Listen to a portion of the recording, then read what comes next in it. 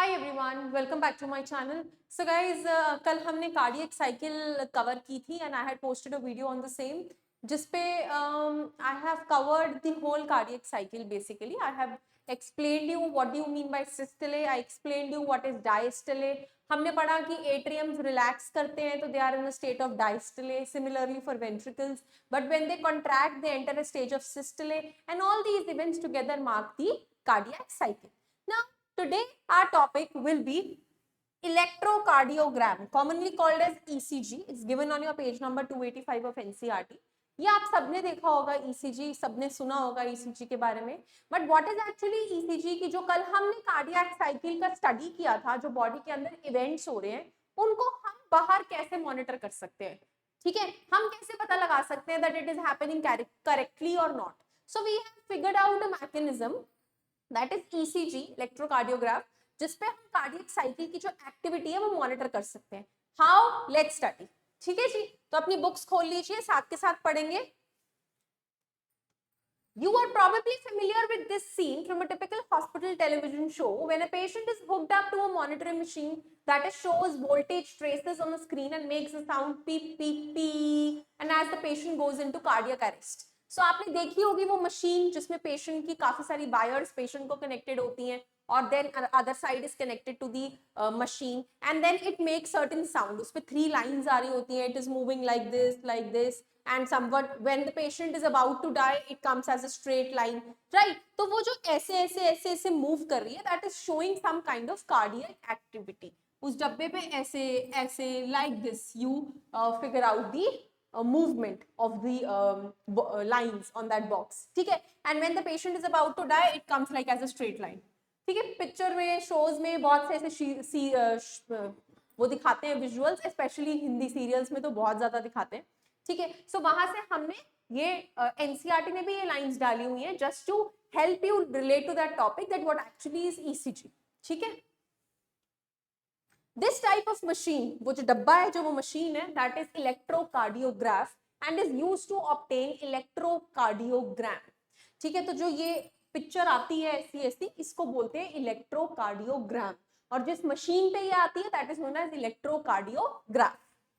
ECG है क्या? It's a graphical representation of electrical activity of heart during cardiac cycle। तो cardiac cycle के दौरान कैसे वो ऐसे नोड एक्शन पोटेंशियल जनरेट कर रही है, उस एक्शन पोटेंशियल से कितना ज्यादा एट्रियम या वेंट्रिकल्स रिलैक्स हो रही है या कॉन्ट्रैक्ट हो रही है, कितनी एक्साइटेशन हो रही है या कितना वो वापस अपनी नॉर्मल स्टेट पे जा रहे हैं, वो सब ECG एक ग्राफ बना के हमें पोर्ट्रे कर रही है, करेक्ट। ये डेफिनेशन इंपॉर्टेंट है ECG की, can come, okay. To obtain standard ECG, एक स्टैंडर्ड ECG ऑब्टेन करने के लिए a patient is connected to a machine, patient को मशीन से कनेक्ट किया जाता है with the help of 3 electrical leads, ठीक है। One is connected to each wrist and the मतलब रिस्ट एक यहाँ पे एक यहाँ पे and the one to the left ankle. तो 3 रिस्ट कनेक्ट करी जाती हैं, 3 लेड्स कनेक्ट करी जाती है पेशेंट पे, that can continuously monitor the heart activity, और वहां से हम हार्ट की एक्टिविटी मॉनिटर करते हैं, right. So they are actually basically attaching those leads to some of our arteries or some of our vessels, right? For a detailed evaluation of heart's function, अब heart के function को detail में study करने के लिए multiple legs are attached to the chest region as well।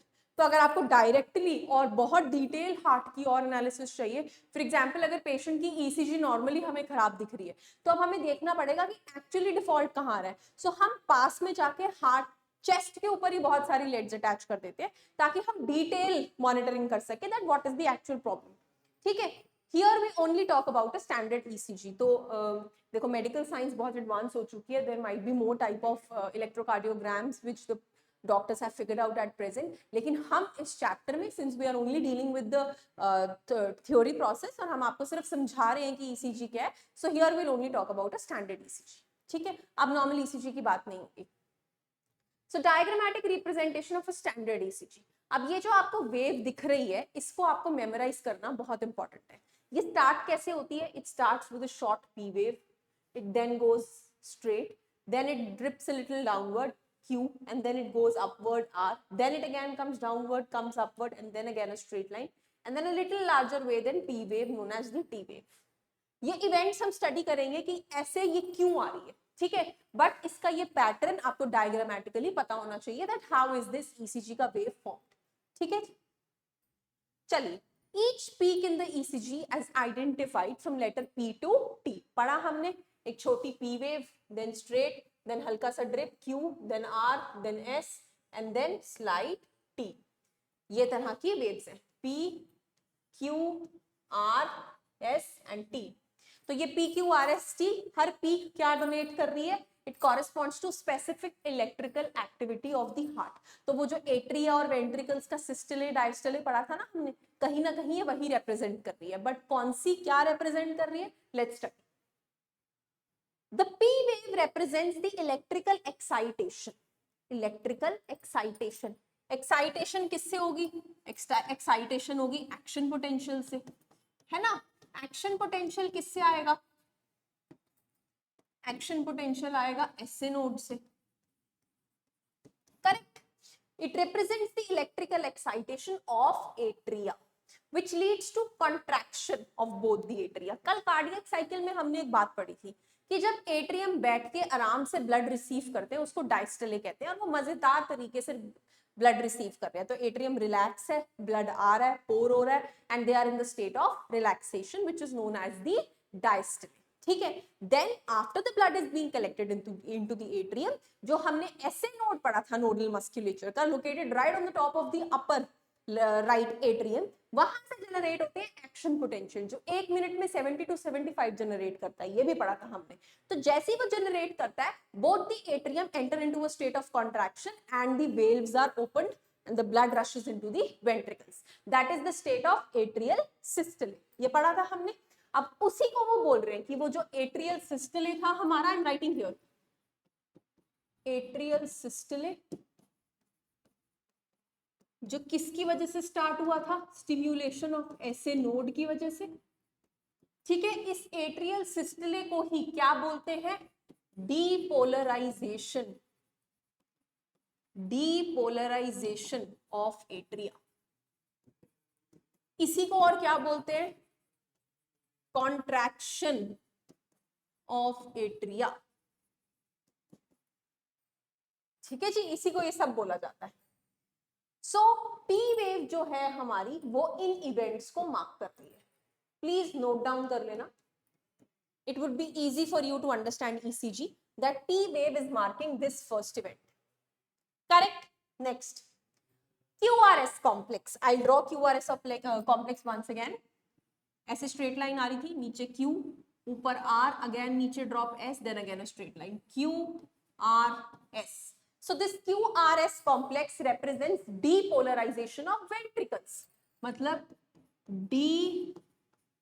depolarization of ventricles का मतलब क्या हुआ, ventricular contraction, है ना। वेंट्रिकुलर कॉन्ट्रैक्शन का मतलब क्या हुआ, वेंट्रिकुलर सिस्टले, करेक्ट। और इसके लिए भी एक्शन पोटेंशियल जनरेट हुआ है, किसके थ्रू, वेंट्रिकल्स तक आया है, तो कौन लेकर आया है, वो लेकर आया है एवी नोड, है ना। स्टिमुलेशन किससे हुआ है, एवी नोड से, एवी नोड से आगे आया है हमारे, what are those known as bundles, Purkinje fibres, है ना, वहां से आगे स्प्रेड होता है वेंट्रिकल मस्कुलेचर के through. So depolarization of ventricles which initiates the ventricular contraction, that is what I have written। So the contraction starts shortly after Q। जैसे ही Q हो जाता है एक बार, तुरंत क्या शुरू हो जाती है, ventricular contraction, तो मतलब यहां से शुरू होती है after Q, ठीक है जी।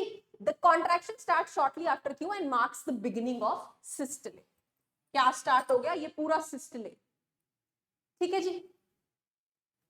The T wave represents the return of ventricles from excited to normal state। अभी तक जो हमारी ventricles थी वो सिस्टले में थी, तो अब क्या हो गई, ventricles relax, ventricles relax हो गई, तो this is the state of diastole, ठीक है। एक्शन पोटेंशियल्स सबसाइड हो गए, सो टी वेव में रिटर्न है, रिलैक्सेशन हो गया, this is known as the repolarisation. जब वो कंट्रैक्शन थी तो उसे हम डीपोलराइजेशन बोल रहे थे, रिलैक्स हो गई है तो रीपोलराइज हो गई। So end of T wave marks the end of systole. T wave खत्म होते ही सिस्टले भी हमारा खत्म हो गया, करेक्ट। तो बेसिकली अगर हम बात करें तो इस डायग्राम में ये P हमारा क्या था, P was atrial systole, atrial systole. QRS complex हमारा क्या था, वेंट्रिकुलर सिस्टले, जो यहां से शुरू हुआ और यहां पे खत्म, और एट्रियल सिस्टले हमारा यहां से यहां तक चला था। ठीक है जी, ये हमें समझाया गया।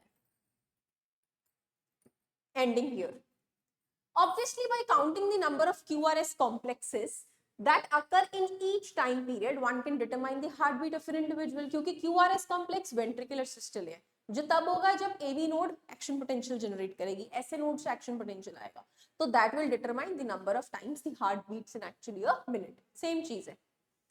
Since the ECGs obtained from different individuals have roughly the same shape, mostly individuals की same shape आती है for a given lead configuration, any deviation indicates possible abnormality.